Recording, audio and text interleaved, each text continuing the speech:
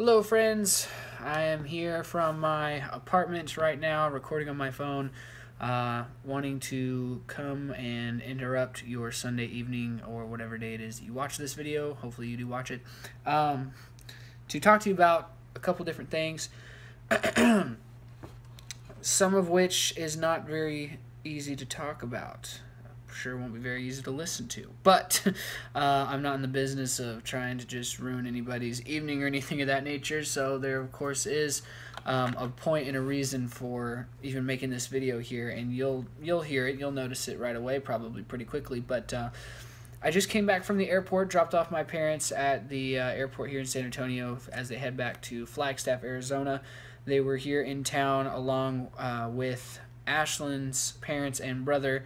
Very thankful that they were all able to be here this weekend for Jackson's dedication. They were here to see Jackson get dedicated at our church, and it was an amazing time. I'm very glad that they were all here, and it was a beautiful dedication service. I was completely a water faucet, completely just tears everywhere all day long. But anyways, they were here for that, and like I said, very thankful that both them and my in-laws are able to be here with us. Ashlyn and I are very thankful for all of them being so heavily involved in Jackson's life and everything like that. But also, another person that came with my parents was a little boy by the name of Rylan. Rylan is 4 months old, and the reason that he is with my parents is because he is right now being taken care of by them under sort of an interim foster care system where essentially they are foster parents of the baby right now.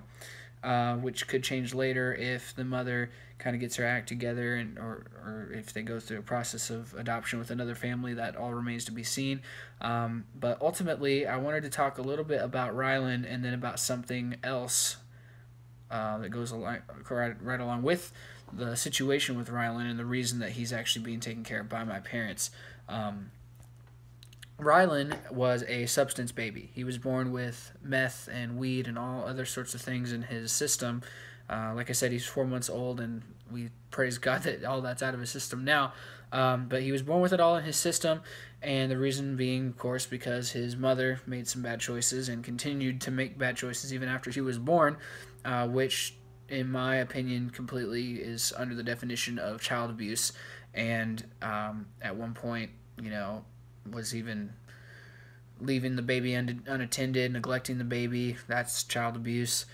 Feeding the baby adult food, that's child abuse. Cold milk, all this different stuff. Not really taking good care of the baby.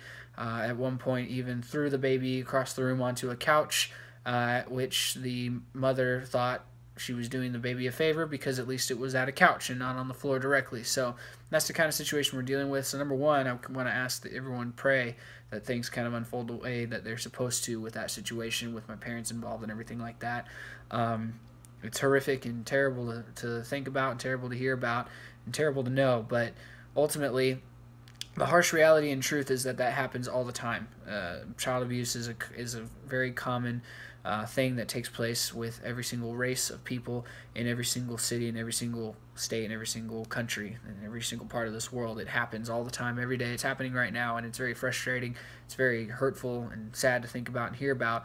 And so that's the first thing that I kind of wanted to bring attention to, that it's a very real thing, and you should get involved in your community in whatever way you can to help remove this problem and make things better for these children that are suffering from this form of child abuse. But I also want to talk to you guys about something that's a little bit more serious than that. And you're thinking right now, what could be more serious than child abuse? And frankly, I would understand why you would have that question. But what is worse than physical child abuse is spiritual child abuse. And it happens more frequently than physical child abuse. Rylan's story inspired me to kind of realize and think and want to challenge myself first, and then also everyone that listens to this video, to ask one question. And that simple question is basically, what are you doing now that is negatively going to affect your spiritual children? The Bible is very clear to say that we are all ministers, and someone was appointed to be a minister to you, and you've been appointed a minister to someone else. Essentially, you have a circle of influence that nobody else has, and from one Christian to another, we have to think of these things. We have to realize these questions are very important to think about, not just because it sounds harsh and heavy, and I'm not trying to just bust heads or be rude or anything like that, but I'm really wanting to challenge us to think, what are some things that we are doing now that could negatively affect our spiritual children? You're going to have spiritual children. You're going to be a spiritual mother or father or brother or sister or cousin or something to somebody else. You are going to be a part of raising who that person is going to be in God and in their walk with God. And quite frankly, the concept that this mother was on drugs and doing all sorts of other crazy stuff, which of course affected the baby before the baby was even born, probably before she even realized she was going to have the baby, realizing that it kind of makes you want to think, okay, what am I doing now that's going to affect my future children? Like today with the dedication, even I was looking at Jackson during this dedication. Like I said, I was a water faucet, just crying and thinking of God's goodness and grace, and the fact that I'm even being placed in this spot to be his father. I'm thinking, the first thing I'm thinking of as a human being is, man, there's so many things in my past that I wish I could redo, just because I know that he's a littler version of me and a mixture genetically of my wife Ashlyn and myself.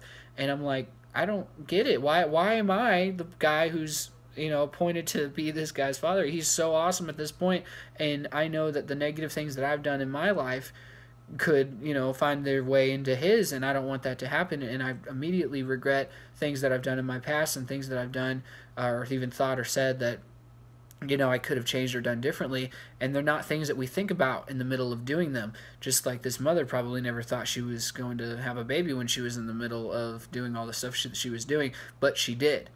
And as a result, it's child abuse. So spiritual child abuse in its own definition would be basically saying that if you're doing things now that are going to affect the way you minister to somebody else, you need to change them. You need to fix them up, because there's too much at risk. There's too much at risk for that other person. There's too much at risk for you. Entertaining things that we shouldn't be entertaining. There are things that we could very easily take care of with God's help, but that's in itself is the problem, is that we don't rely on God's help anymore. Even as Christians, we get to a point where we think, okay, I go to church regularly, or I do this, that, and the other for the church, and I'm at this place in my life where I feel like I've experienced salvation, and I want to get to heaven one day, and so I'm just gonna be kind of complacent in the fact that I know that I'm saved. But first of all, I would submit that you're not saved, you're safe. And secondly, God's unlimited on the amount of mercies and grace that he has stored up for you. Why would you not want to take advantage of them? Why would a parent want to only give their son or daughter half of their meal for dinner? They want to give that child their entire meal and a dessert and a toy and a house to go to at home after that, and a place to sleep and something to do in the morning when they wake up, because it's an abundance of overflowing care and love that a parent wants to give to a child. And that's how God views us. So why don't we view our spiritual children that way, even if they're spiritual children that haven't even been born yet? Like I said earlier, Ashlyn and myself, we are what makes Jackson who he is, and you are going to play a role in making someone who they're going to be in God. So the question then still stands, what are you doing now that's going to affect someone negatively later as you're spiritually guiding them and doing things for them so that they can grow? I'm not trying to be rude, and I'm not trying to say that if you're at a point now in your life where you feel like you've done a lot of bad things that you can't change that or turn away. What I'm simply saying is that we need to do these simple steps of cleaning out our closet and having a little bit of heart surgery to realize I need help to do it. I need God's help to do it. Pastor Brandon Cox in the dedication today said something that really kind of helped me to quit thinking about, oh, I wish I could have done this different or that better, or blah, blah, blah. He said that God is the one that specifically placed Ashlyn as Jackson's mom and placed me as Jackson's dad. And that realization to me is very probably simple to other people, but it was very powerful for me, because it reminded me that it first started with God choosing us to parent Jackson. And God is the only reason that I'm going to be able to consider myself a successful father at all. because it's God doing it through me, if that makes sense. Because essentially, to be someone's spiritual parent, you have to be connected spiritually to God, because otherwise you're not going to know what to tell them when they ask you questions. You're not going to know what to tell them when they, need direction in their life. The point is that you're supposed to give direction to people's life. You're supposed to be a light for someone. You're supposed to point them towards the cross. You're supposed to point them towards the place that they need to be going, and training up that person in the way that they should go, whether they're a spiritual child or a physical child. But if we're not looking to our number one source of a perfect example of a father, our Heavenly Father, then no wonder things are happening so terribly in this world with obviously things not being where they should be in a spiritual sense, and even in a physical sense they're not in a place that they should be, and it's because we're relying too much on ourselves to do these things. If I didn't have my physical father here this weekend, or not this weekend, but just in general, if I didn't have him to turn to when I have questions about Jackson, I don't know what I would do to answer those questions that I have. You know what I mean? So it's really quite simple, but it's an important thing that we need to do. We need to sit back and think, what am I doing now that can affect someone later? And then the second half of that question is, what can I do to make myself better? What can I do to change those things that I'm doing wrong now, to turn them into doing good things, and to being a good person, and to being connected with God spiritually on my own at first for myself, so that I can change someone else's life when that time comes. If you're on an airplane, they're going to tell you to put the mask over your own mouth first and then help little children. So the point is that we can't have the blind leading the blind. You have to get connected with God yourself first. Let him be the one that's leading those spiritual children, or those physical children even. Let him be the one that's doing it through you. And at that point, you won't have anything to worry about, because we are incapable of quite a bit. But the only thing that God cannot do is fail you. And I'm just convinced beyond the argument to know that every single person that you come in contact with was designed to come in contact with you.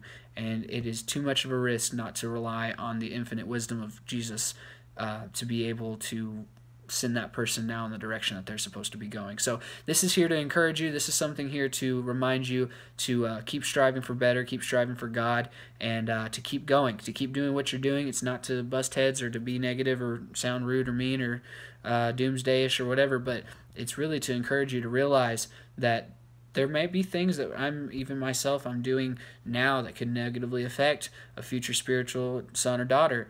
But that realization in itself is God's grace to say, okay, what can we do now to change that to be better for that person when that time comes? So for Jackson, I want to be the best father that I can be. I want to lead him to God. I want him to be able to trust in God with all of his heart and to not lean on his own understanding. And I want him to see the result of myself believing that as proof to show that this is the right way to live, this is the right thing to do, not just because I'm doing it, but because God shows up and gives proof of that being the correct thing to do and the correct way to live. Because ultimately the goal, you guys, is heaven, and we have to do whatever we can to do to get other people to go to heaven with us. So just remember that whenever you are walking around in the streets, whenever you're even at home by yourself, you are creating who another physical and also more so spiritual person, you're creating who they're going to be. And so make those choices that you make every single day as if you were doing it in Jesus' name, which means to do it the way Jesus would do it, to do it in a way that represents Jesus, and to do it in a way that is godly and divine and holy and looks towards heaven and not towards the past. Because even though the past is there to kind of bog us down a little bit, it can be a blessing too, because now I can look at the past and say, I've done this in the past, I've done this before, I did wrong here, but now I know I can do this and this and that to change the situation so that I can be better, not just for myself now at this point, but for all of those children that are coming down the road. So God bless you. Thank you for listening to this video. I'm probably not going to get a lot of likes or a lot of shares on this type of thing, because it has to do with major heart surgery for you spiritually and for myself. But I want you to be encouraged and to know that at the end of the day, it's all up to God. And if God's the one that placed you as a spiritual parent for that spiritual son or daughter, then It was supposed to happen, so do it with excellence and do it with God by your side, and He'll never let you down. Thanks.